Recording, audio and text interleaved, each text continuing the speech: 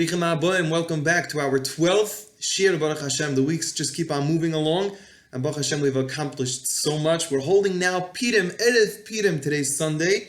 We're holding right before Tanis Esther, which is tomorrow. And of course, here in Yerushalayim, we're going to be celebrating PURIM on Wednesday, which is Tezvav. However, the rest of the world outside Chitz Yerushalayim is going to be tomorrow night. We're going to be starting with the Megillah, leading into Tuesday, of course, with the whole day of PURIM. So I would like to be able to discuss just a few basic ideas about PURIM. First of all, the first thing we have to discuss is the main mitzvahs of PURIM. Of course, there's a lot going on, but we want to be able to keep focus on the entire reason of why we have the whole entire day of the celebration of PURIM itself. And the first, of course, like we just said, we start with reading the Megillah. This is how the Megillah, the Masechta Megillah begins, about how when we're starting to read the Megillah. This is the first and foremost mitzvah that we have for the day of PURIM, is Kriyas HaMegillah, to read over the Megillah, the whole story from PURIM, and exactly why it's so prevalent even today, that we have the whole idea still living on, and the Nisim that we had. Of course, we do say Al Nisim. It's not part of the mitzvahs, but it's included in our tefillas that we say by Shemon Esrei, and as well as Bechas HaMazon. So once again, number one, first mitzvah that we have on our checklist is Kriyas HaMegillah. Of course, we have it by the night and by day. Secondly, of course, we have Mishalach Manos, which we are going, like we said last week, Mishalach Manos Ish L'Re'ehu, that you're giving to a person, to a friends that you want to be able to share with you.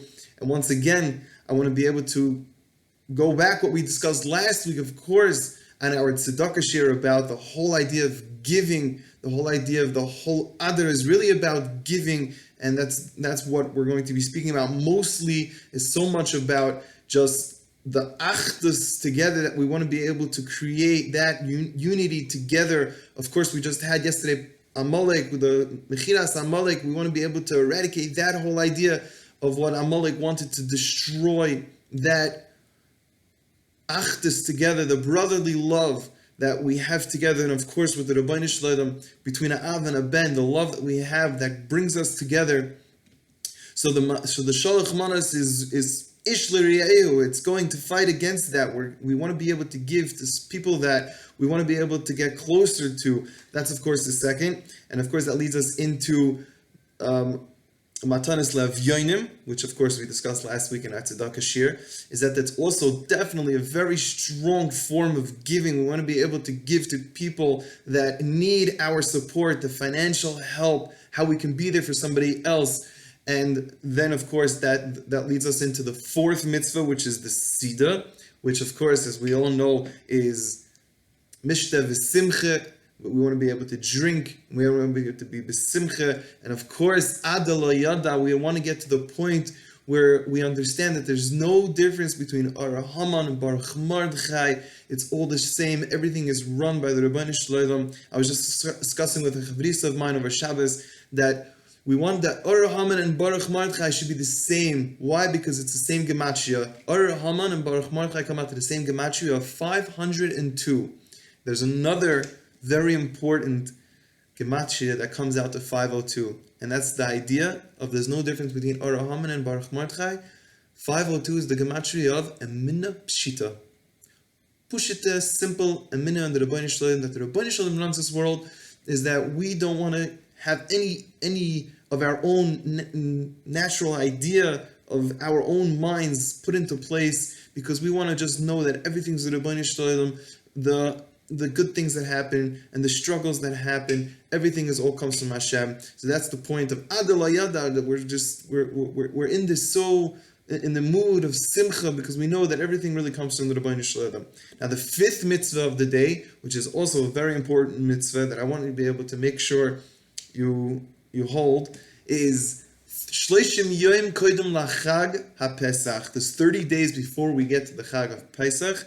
And therefore, there's an Inyan to dafka go ahead and learn a little bit about the Hilchos of Pesach, to be able to start going from the day of PURIM straight into the Yetzias Mitzrayim, the Ge'ilah of Mitzrayim of Pesach. So once again, these are the main 5 mitzvahs: to lining the Megillah, to Shalach Manos, Imatanas Le'Avyanim, and Sidas Mitzvah of Purim, and then of course Hilchas of Pesach. I would like to be able to just share with you a thought, and we discussed it already many years back in when we were together in yeshiva. But I want to just mention again that like we just said, it is very important to have Yemei Mishta V'Simcha, that we're drinking until Adala Yada, and it's very important that we take this seriously and we take a drink, and we get to a point when we're getting drunk. However, there's a way to do it, a very easy and simple way that has allowed me to be able to have a very successful Purim many, many, many times over, rather than feeling sick and feeling drowsy and feeling not well and feeling nauseous and very sleepy and really losing out on Purim. So there's really a few basic, simple ways how drinking works. And the first thing that people make a mistake with Purim, with drinking, is that number one is that when you take a sip of wine, just a sip, your body's already getting intoxicated. The alcohol goes into your blood system and it affects your blood system, it affects your body, it affects your mind, and you're getting drunk. That's the first mistake people make, is that when they're drinking, they don't feel like they're drunk. But your body has just been intoxicated by alcohol with one small little sip. Now, with that being said, we have to remember that, of course, the more wine, the more alcohol we put into our blood system, the higher level of intoxication we're going to have. But we can get drunk without being infused with alcohol inside our system. Of course, everybody's different, and the amount that people drink typically throughout the year would make a difference on how much they need to be able to get to that level of intoxication that they're considered drunk. However, you can drink a cup of wine in sips, and also never, that's really number two, never, ever, ever drink an entire cup of wine straight down. Only in sips. That's number one. And number two is never to drink it in sips, in a full cup, only drinking in sips. Now the next thing is that in between, when you're drinking a cup of wine in this sips, always, always, always drink a cup of water.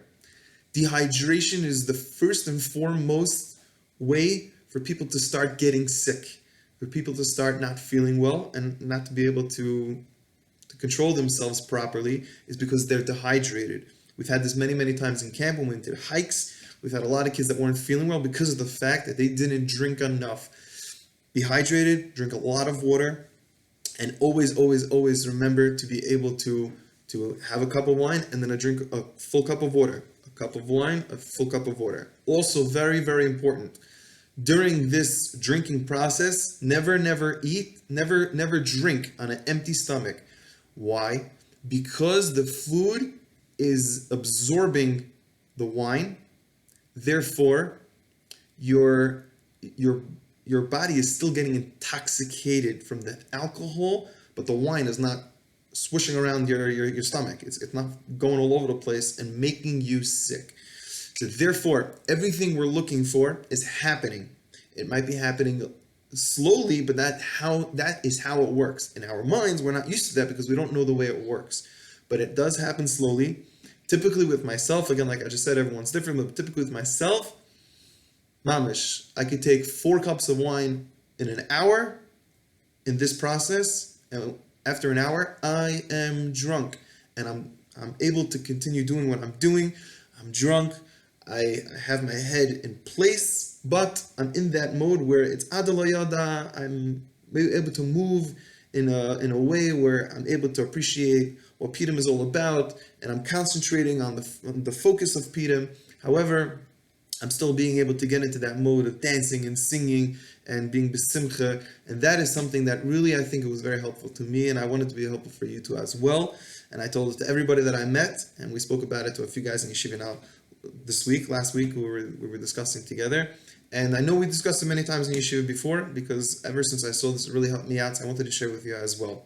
So once again, in Mes Hashem, we should all have an uplifting and enjoyable Purim. We should be able to get a lot out of for our personal selves, what we want to be able to receive. And of course, we want to be able to give over everything else that everybody else can receive from us, and vice versa. It should all be done well, and it should be able to be enjoyable. And in Mes Hashem, we should be able to all dance together with the coming of Mashiach, the greatest simcha of all, right here in Yerushalayim, with the Beis HaMikdash HaShlishi, v'mahayda v'yamayni umayin.